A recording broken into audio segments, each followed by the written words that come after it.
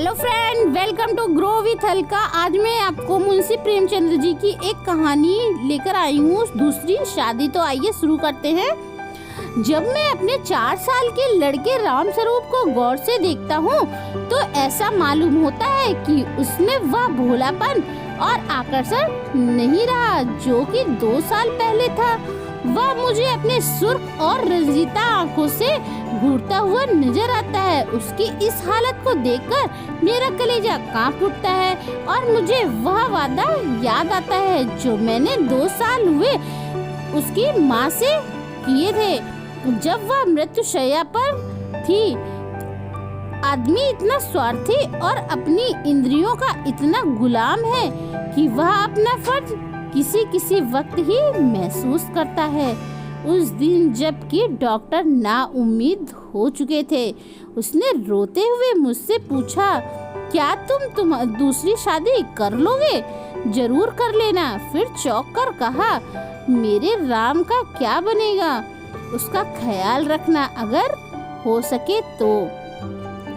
मैंने कहा, हाँ, मैं वादा करता हूँ कि मैं कभी दूसरी शादी ना करूँगा और राम स्वरूप तुम उसकी फिक्र ना करो।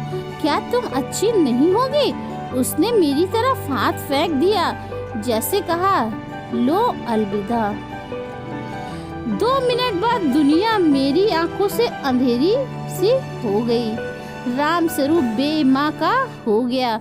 2-3 दिन उसके कलेजे से चिपटाए रखा। आखिर छुट्टी पूरी होने पर उसको पिताजी के सुपुर्द करके मैं फिर अपनी ड्यूटी पर चला गया। 2-3 दिन महीने दिल बहुत उदास रहा नौकरी की, क्योंकि उसके सिवाय चारा न था। दिल में कई मंसूबे बांधता रहा। 2-3 साल नौकरी करके रुपया लेकर दुनिया की शहर से को निकल जाऊंगा, या करूंगा वह करूंगा। अब कहीं दिल नहीं लगता।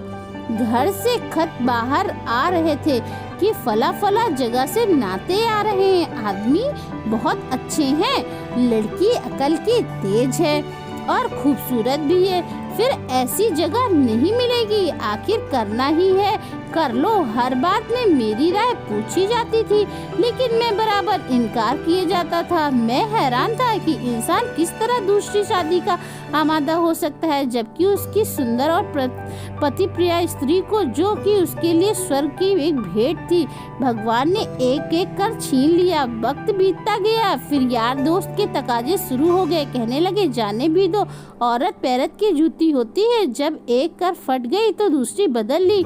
स्त्री का कितना भयानक अपमान, यह कहकर मैं उसका मुंह बंद कर दिया करता था।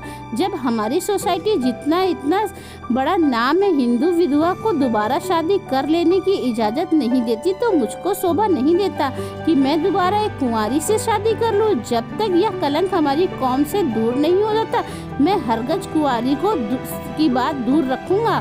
ख्याल आया, चलो नौकरी छोड़कर इसी बात का प्रचार करें, लेकिन मंच पर अपने दिल के ख्यालात जवान पर कैसे लाऊंगा? भावनाओं को व्यवहारिक रूप देने के लिए, चरित्र में मजबूत बनाने में, जो कहना है उसे करके दिखाने में हमें किसी की कमी है, या मुझे उस वक्त मालूम हुआ जब मैं 6 माह के बाद मैंने कुंवारी लड़की से शादी कर ली। घर के लोग खुश हो रहे थे कि चलो किसी तरह माना। उधर उस दिन मेरी बिरादरी के 2-3 पढ़े लिखे रिश्तेदारों ने डांट लगाई, तुम तो कहा करते थे मैं बेवा से ही शादी करूंगा, लंबा चौड़ा व्याख्यान दिया करते थे। अब वह तमाम बातें किधर गई? तुमने तो एक उदाहरण भी ना रखा जिस पर हम चल सकते। मुझ पे जैसे घड़े पानू फिर गया। आंखें खुल गई। जवानी के जोश में क्या कर गुजरा, पुरानी भावनाएं फिर उभर आई और आज भी मैं उन्हीं विचारों में डूबा हुआ हूँ। सोचा था नौकर लड़के को नहीं संभाल सकता, औरत ही इस काम के लिए ठीक है। ब्याह कर लेने पर जब औरत घर में आएगी तो राम स्वरूप को उसके पास बाहर रख सकूंगा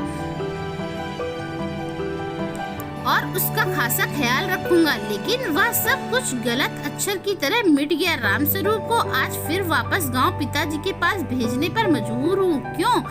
यह किसी से छिपा नहीं है। औरत का अपने सौतेले बेटे से प्यार करना एक असंभव बात है। ब्याह के मौके पर सुना था लड़की बड़ी नेक है, स्वजनों का खास ख्याल रखेगी और अपने बेटे की तरह समझेगी, लेकिन सब झूठ था औरत चाहे कितनी नेक दिल हो, वह कभी अपने सौतेले बच्चे को प्यार नहीं कर सकती। और यह हार्दिक दुख वह वादा तोड़ने की सजा है जो मैंने एक नेक बीबी से उसके आखिरी वक्त में किया था। दोस्तों, आपको अगर ये कहानी अच्छी लगी हो तो प्लीज मेरे चैनल को सब्सक्राइब कर लीजिए और घंटी के निशान को दबा लीजिए। अगर आप मेरे चैनल पे पहले से हैं तो मेरे वीडियो को लाइक, शेयर और कमेंट करना ना भूलिए। फिर मिलती हूँ मैं इसी की अगली सीरीज में, अगली कहानी में लाऊंगी। तब तक के लिए धन्यवाद।